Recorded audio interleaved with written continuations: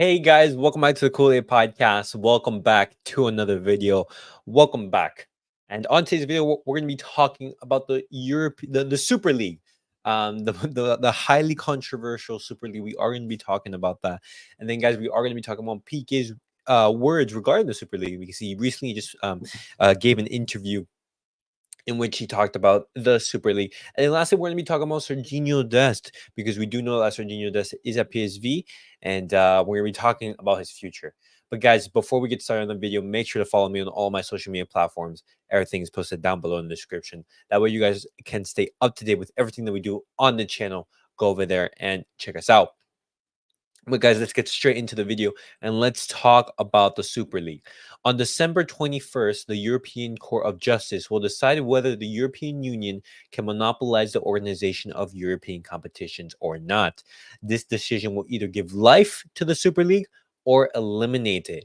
Barcelona and Real Madrid are optimistic about the decision. If the ruling is in favor of the Super League, this means that Barcelona will receive a huge amount of money, enough to eliminate all the debt and all of the debt.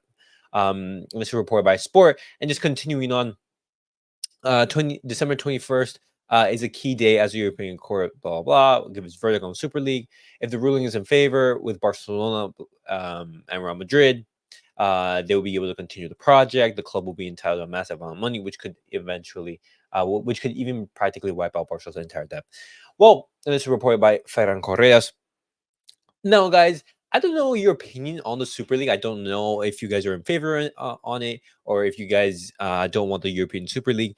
But what I do know is that if what's it called, this does happen and Barcelona's debt can be completely removed, that'll be a positive. But there's still a lot of factors to go in. I think the European, the Super League is a good idea, but I don't like the fact that there's set teams in there. I like the idea of meritocracy being rewarded. I like for there to be relegation in there. Um, and guys, this is not just like saying, hey, UEFA versus like the clubs, and versus the Barcelona and Real Madrid and everything. We do know that how UEFA, they're also money hungry. For example, they are expanding the Champions League, that way they can have more teams, more TV fixtures, and more games. More games means more money, basically. And instead of the pie going to UEFA, the clubs are thinking, hey, we're the ones who are actually playing. We're the one who brings in the most revenue, so we should be compensated fairly. And so it's an interesting idea. We have to see how everything will go. But let's see Pique's thoughts on the Super League. And this is his interview with Marca. We are on the path that in 5 years, Barca and Madrid will not be able to compete in Europe. Each league is regulated differently. La Liga has a very strict fair play, and other leagues have another system. This is true. La Liga, they have a very, very strict financial fair play. Other leagues, they don't have that, such as the Prem, for example. And then in Europe, you have to compete against those teams. As there is no regulation regarding fair play, you are exposed to those clubs paying more through other means. And we're going to end up with Barca and Madrid not being able to compete. We are on a path that in 5 years, Barca and Madrid cannot compete in Europe. Either this is regulated or we are not competing with the same rules. Pique, if you didn't have a European competition to compete in and you only played the national competition, it doesn't matter. The moment you make the leap and all the clubs are not regulated by the same rules, that's when you make that imbalance. Why are Barca and Madrid competing?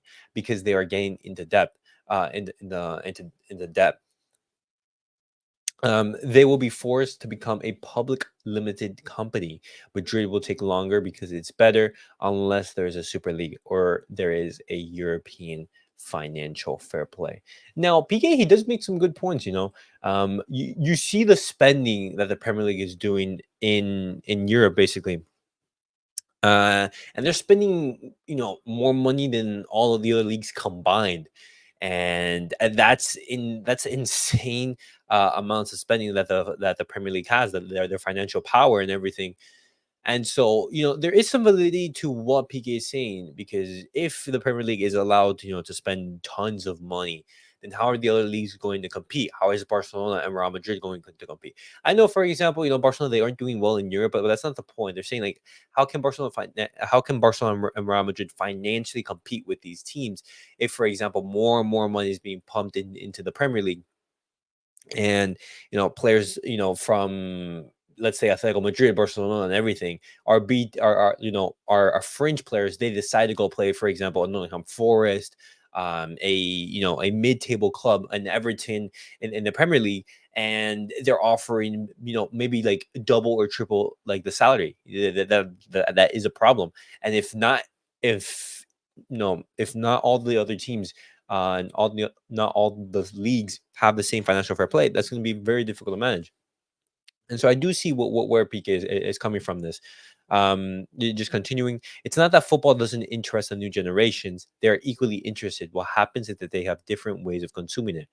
And this is just continuing.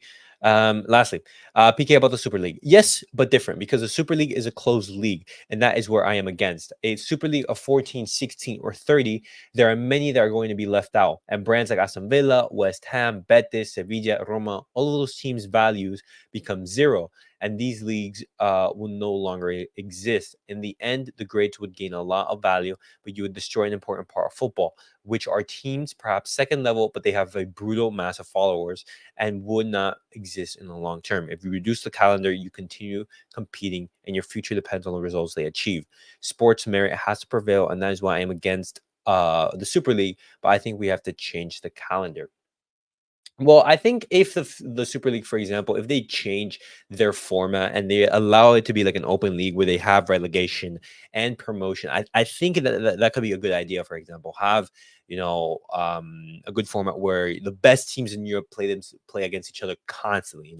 It's something like that. It's not, for example, hey, if you get like, for example, in the Champions League last season, would you say that, for example, Inter was one of the best teams in Europe? For no, at the start of the season, would you say Inter Milan would reach the UCL final and become one of the best teams? No.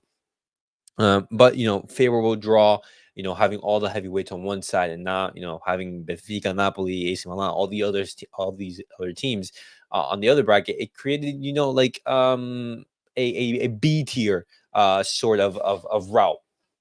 A favorable route. Now, I'm not saying these teams are bad. Just like, for example, I wouldn't say they're like the elite of the elite in Europe. And so I do see the merit of and the reasoning from PK right there. But guys, let me know your guys' thoughts on the Super League. What do you guys make of it? Are you guys in favor? Would you guys like to see it come back?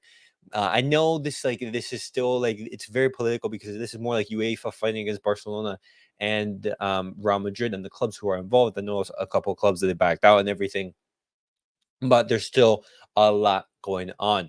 But guys, now let's switch the conversation and let's talk about Sergino Dest because PSV, they're actually interested in Sergino Dest and they want to buy him. PSV want to buy Dest at the end of the season, but not for 10 million euros. Barcelona have no intention of lowering the price because Sergino Dest is playing regularly and at a good level. They think that receiving 10 million for him is very possible. And this is reported by Sport. Now, I think 10 million is a decent price for Sergino Dest. I know he wasn't brilliant so far at the start of the season and his time at Barcelona, but if he is playing regularly, if he is he is maintaining a good level, I don't see why Barcelona should be lowering their price. Um, Maybe adjusting maybe 7 to 8 million. Just having a little bit of leeway right there. But we do want to get we do want to sell Sergio Dest because as we need to recoup funds for the summer because we do have a big summer coming up ahead of us, guys. And I reiterate this once again: we need a pivot and we need quality fullbacks. We don't know if Cancelo is going to be staying. For example, that's depending on Man City. Joao Felix, another player who we don't know if he's going to be staying. In Barcelona, they need to reinforce that CDM position.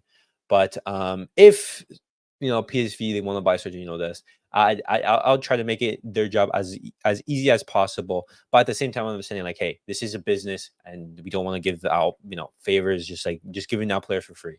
If for example Sergio Dest they want to buy, right there, guys, you guys are hearing birds outside. But I think 10 million euros, maybe 7 or 8. I think that would be a fair price for Sergio Dest. But guys, that was it for the Barcelona news roundup of the day. What do you guys make of everything that we discussed? What do you guys think of the Super League? Are you guys in favor of it?